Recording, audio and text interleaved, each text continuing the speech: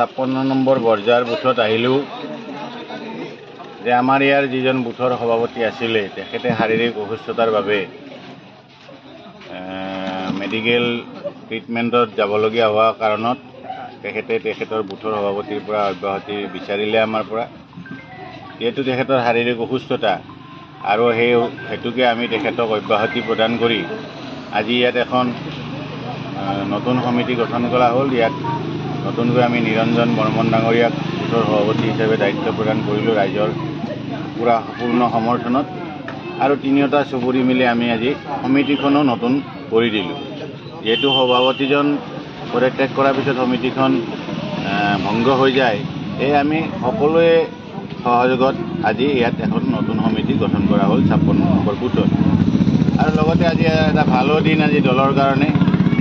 যদিও দলৰ প্ৰতি আনুগত্যতা আছিল, বিভিন্ন ক্ষেত্ৰৰ ব্যক্তিসকলে দলক আহিবলৈ বৰ ইচ্ছা প্ৰকাশ কৰি আছিলে, আৰু আজি একেলগে প্ৰায় 20 জনৰো অধিক ব্যক্তিয়ে আজি ভাৰতীয় জনতা পাৰ্টি দলত আনুষ্ঠানিকভাৱে যোগদান কৰিলে। আমি তেখেতসকলক স্বাগতম জনাইছোঁ, আৰু আগত দিনত আমি আশা কৰিছোঁ যে এই বৰ্জাৰৰ পৰা এটা অভিলেখ সংখ্যক